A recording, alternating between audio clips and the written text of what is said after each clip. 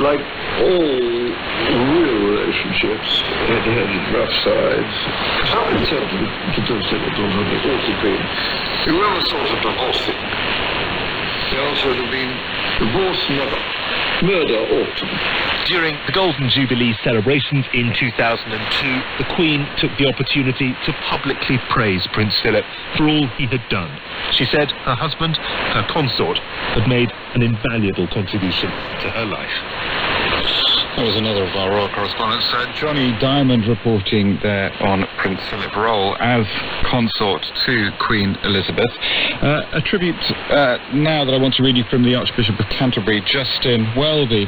He said, I join with the rest of the United Kingdom and the Commonwealth in mourning the loss of His Royal Highness Prince Philip, the Duke of Edinburgh, and give thanks to God for his extraordinary life of dedicated service. He goes on the occasions when I met him, I was always struck by his obvious joy at life, his inquiring mind, and his ability to communicate to people from every background and walk of life. He was a master at putting people at their ease and making them feel special. Justin Welby there, the Archbishop of Canterbury. You're listening to a programme marking the death of Prince Philip, the Duke of Edinburgh. This is the BBC World Service. From the beginning of the story as a headline, a new respiratory virus, first identified in Wuhan, has spread to other cities, to taking a more in-depth look as things develop. We're following a vaccine trial at one of the UK's 5 clinical trial centres. And how events affect lives. From my home in Brooklyn, I heard sirens all day, all night. For the rest of our lives, that's what we will remember. We're reporting from all around the world. Let's cross to Istanbul. Let's get more from Hong Kong. Welcome to Delhi from our correspondent in Sydney. The latest from Johannesburg. And telling the stories of the people at the heart of the headlines. Protesters have marched through several cities in Belarus in defiance of the harsh clampdown by the security forces. Every time we go out, we're really afraid. Who is around you? Who is following you? My country is in turmoil. The BBC World Service, the world's radio station. This is the BBC World Service. Buckingham Palace has announced the death of His Royal Highness Prince Philip, the Duke of Edinburgh, husband of Queen Elizabeth. He was 99 years old.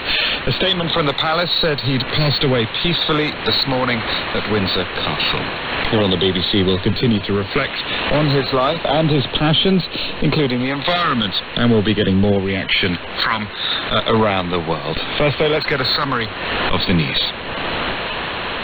BBC News with Debbie Russ. Buckingham Palace has announced that the Duke of Edinburgh has died. In a statement, the palace said it is with deep sorrow that Her Majesty the Queen announces the death of her beloved husband, His Royal Highness the Prince Philip, Duke of Edinburgh. His Royal Highness passed away peacefully this morning at Windsor Castle. The royal family joined with people around the world in mourning his loss. Prince Philip, who was 99, was the longest-serving consort in British history. The Duke and the Queen were married for more than 70 years, and Prince Philip dedicated decades of his life to royal duty, serving the nation at the monarch's side. He was seen as a strong-willed and independent man, but he once told his biographer that he believed his job was to ensure the Queen can reign. The Prince returned to Windsor Castle in mid-March after spending a month in hospital. He was just 2 months away from his 100th birthday in June. The BBC's Helena Wilkinson is at Windsor Castle. The Royal Standard is flying here at Windsor Castle, meaning the Queen is, of course, here in residence. But as the news rippled through what is a royal town here in Windsor, people did start to gather. We are still under COVID restrictions, but I don't think it's surprising that some people, mainly local people, have wanted to come out here to Windsor to pay their respects and reflect on what was a remarkable life.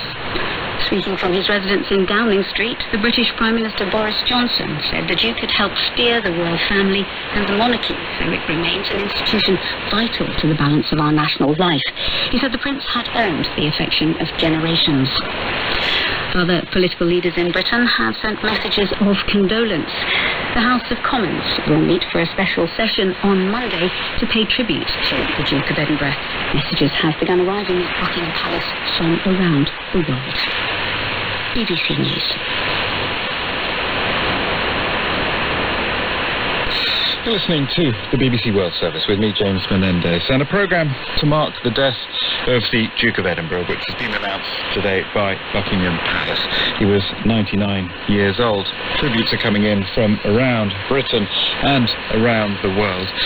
Let's talk now to the royal commentator Jenny Bond, a former BBC royal correspondent for 14 years.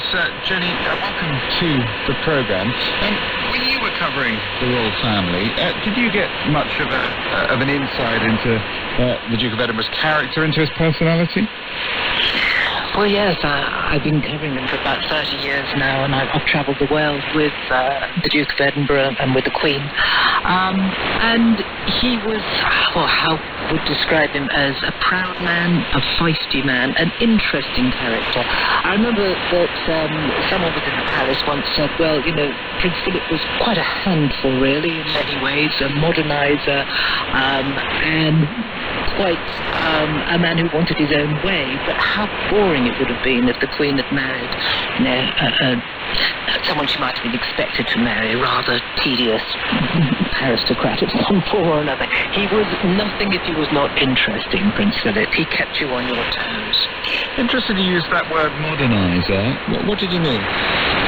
Well, when he arrived at Buckingham Palace as the Queen's husband without really a role, he had to find a role, and the first thing he did was set about trying to modernise the way the court worked. He found it stuffy, old-fashioned. The courtiers seemed to put obstacles in the way of everything he wanted to do to make things work better, more efficiently. Prince Philip was a very scientific man. He was deeply interested in design and efficiency. He went round every room in the palace when they took up residence there and opened the doors and said, well, who are you and what do you do here and how can I make it better? How would things work more smoothly? Now, the courtiers at the time didn't like things being changed. Change was not a word that agreed with them at all. So this modernising young upstart was not well received at the palace, and it took him quite a while to establish a role which he made absolutely